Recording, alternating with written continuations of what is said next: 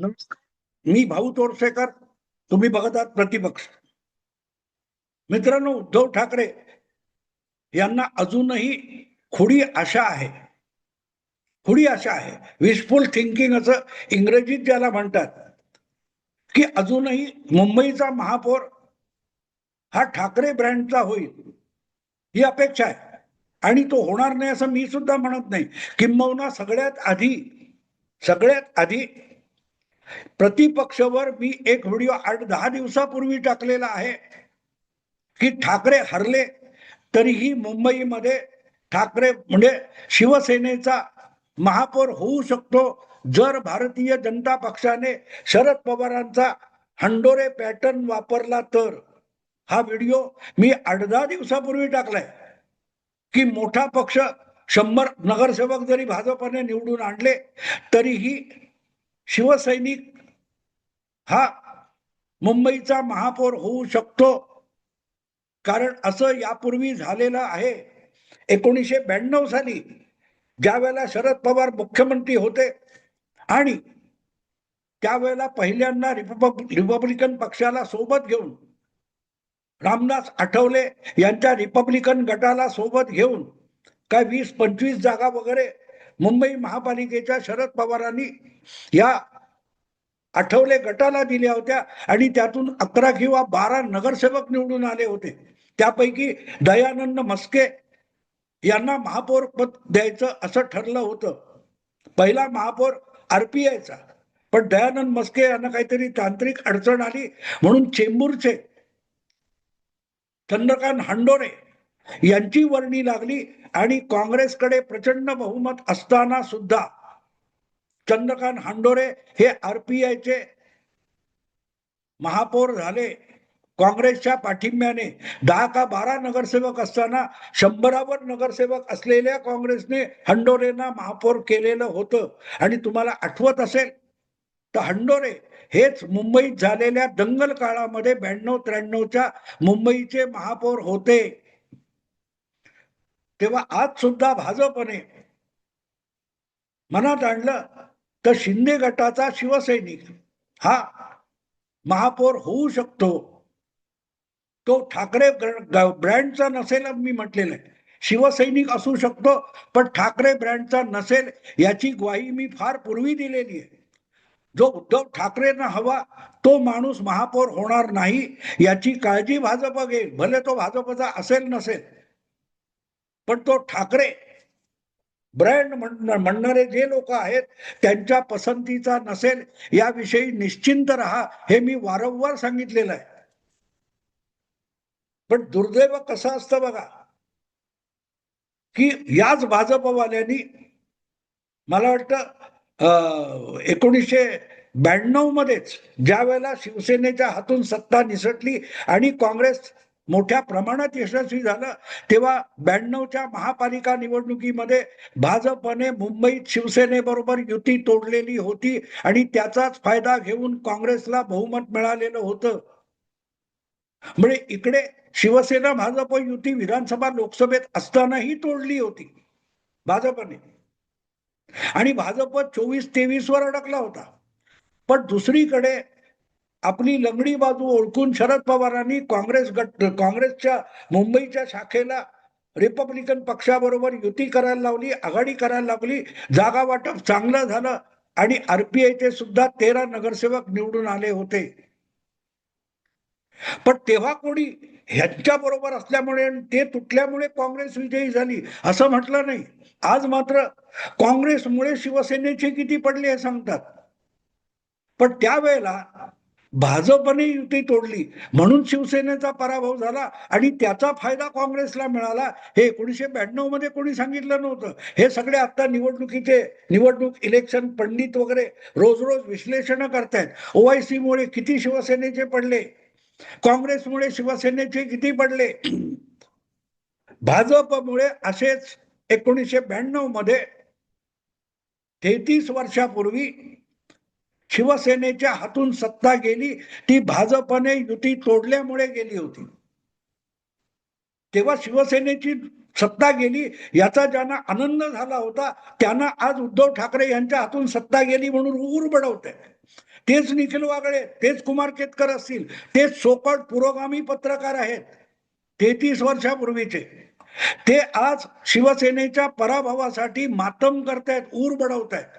पण यांनीच 1992 मध्ये शिवसेनेच्या हातून सत्ता गेली आणि काँग्रेसचा महापौर होऊ शकला किंवा काँग्रेस सपोर्टेड महापौर होऊ शकला, तेव्हा टाळ्या पिटलेल्या होत्या.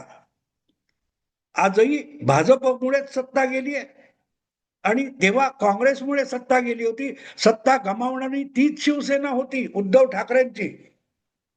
पण टाळ्या पिटणारे कोण होते? ज्यांना आज दुःख झालेलं आहे. ते कुठेतरी चावट गावरान भाषेत बोलतात ना, तुका पाटील मेला म्हणून सखा पाटील केला, अशी जे निष्ठावान पत्रकार परघट आहेत, तेव्हा हे तुका पाटलाचे पतिव्रता होते, हे आज सखा पाटलाचे पतिव्रता झालेले आहेत. तेव्हा शिवसेना हरल्याचा 92 मध्ये यांना आनंद होता. आज शिवसेना हरल्याचं दुःख आहे.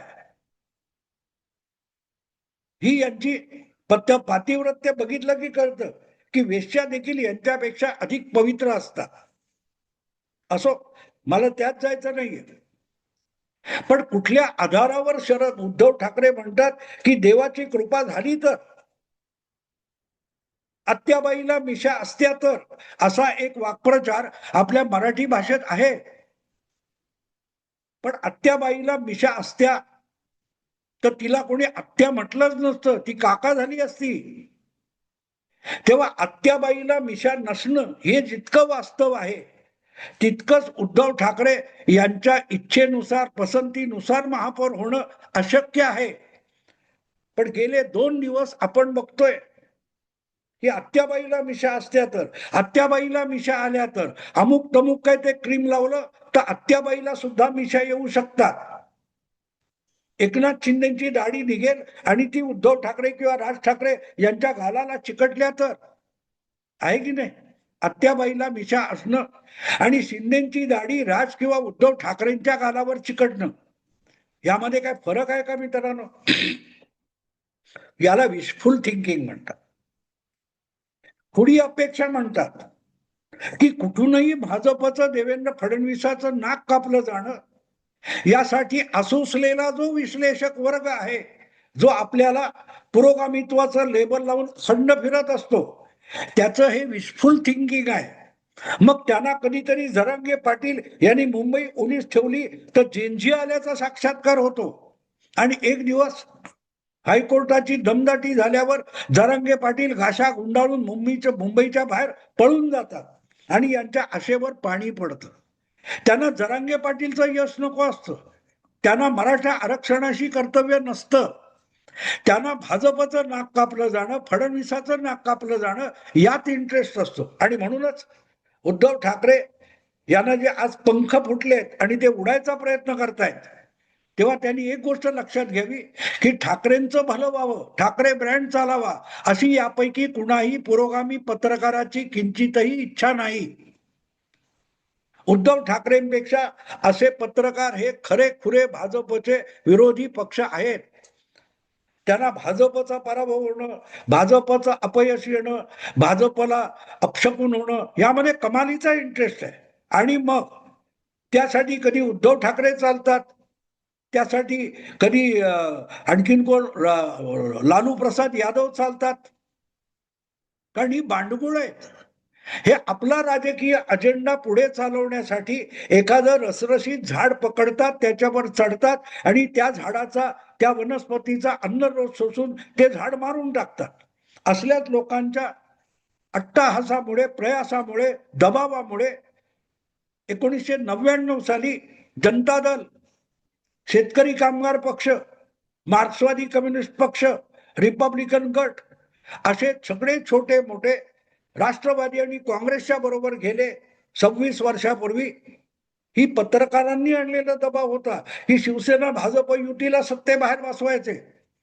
आज 26 वर्षानंतर त्यावेळेला पत्रकार, पुरोगामी पत्रकारांच्या दबावाखाली जी काँग्रेस आघाडी तयार झाली आणि पुढची 15 वर्ष सत्तेत राहिली, त्या आघाडीने हळूहळू करत सगळ्यात पहिलं खाऊन टाकलं असेल तर कोणाला खाल्लं? शेका पक्ष गायब झाला, संपुष्टात आला, मरून गेला.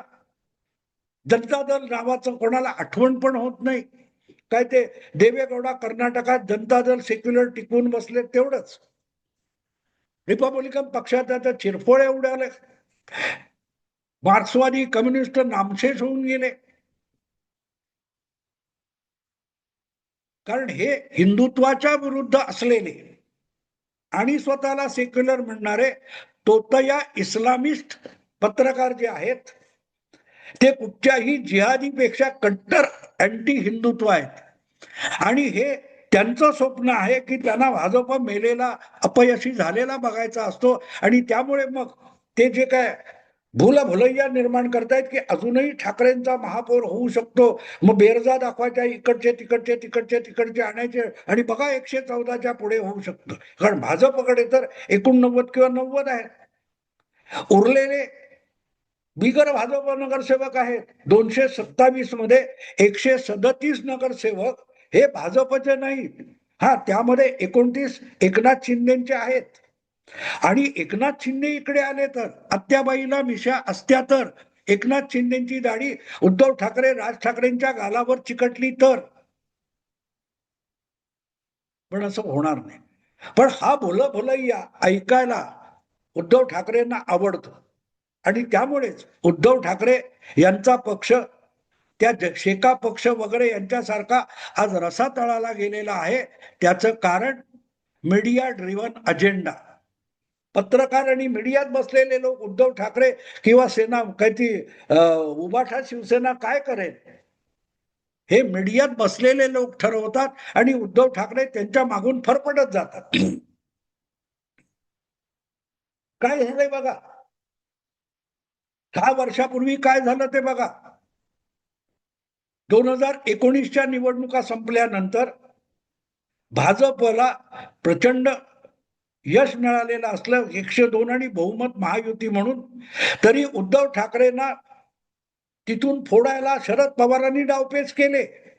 पण त्याचे प्रणेते पत्रकारच होते आणि म्हणून उद्धव ठाकरेंनी पलटी मारल्यानंतर आणि महाविकास आघाडी केल्यानंतर हे सगळेच्या सगळे आयुष्य शिवसेना विरोधात घालवलेले पत्रकार, विश्लेषक आणि बुद्धिजीवी संपादक हे सगळेच्या सगळे अचानक महाविकास आघाडीचे समर्थक होऊन गेले. पण आज दुष्परिणाम फक्त उद्धव ठाकरेंना भोगावे लागतात. आणि यांच्या दबावाला झुगारून उद्धव ठाकरेंबरोबर राहिलेले आणि संधी मिळताच उद्धव ठाकरेंना ठोकरून वेगळे झालेले एकनाथ शिंदे बचावलेले आहेत. मुंबई सोडा, मुंबई बाहेर जितक्या नगरपालिका महापालिका आहेत त्यामध्ये एकनाथ शिंदे आणि उद्धव ठाकरे यांची तुलना करून बघा, मग कळेल की एकनाथ शिंदे का बचावले आणि उद्धव ठाकरे का बुडाले. तर मुद्दा इतकाच आहे की उद्धव ठाकरेंनी ज्या दडपणाला बळी पडून 2019 मध्ये महाविकास आघाडी बनवली आणि त्यासाठी देवाला शाप दिला. देवा म्हणजे देवा भाऊ. ज्या देवा भाऊने 2014 असो किंवा 2019 असो, स्वबळावर किंवा युतीमध्ये मुंबई महाराष्ट्रामध्ये जे प्रचंड यश मिळवलं होतं त्याला विरोधी पक्षात बसायचं, त्याला सत्तेपासून वंचित ठेवायचं. हा अजेंडा उद्धव ठाकरेंचा होता का मला माहित नाही, पण पत्रकारांचा होता, पुरोगामी पत्रकारांचा, पुरोगामी बुद्धिजीवींचा होता. तो अजेंडा उद्धव ठाकरेंनी 2019 मध्ये स्वीकारला आणि देवाभाऊ फडणवीस यांच्या विरुद्ध शापवाणी उच्चारली. आणि नियतीचा खेळ बघा, आज त्याच उद्धव ठाकरेंना मुंबईचा महापौर आणता येत नाहीये. त्यासाठी देवाच्या कृपेची प्रतीक्षा करावी लागते. 2017 मध्ये जा, 84 आणि 82 असा आकडा होता.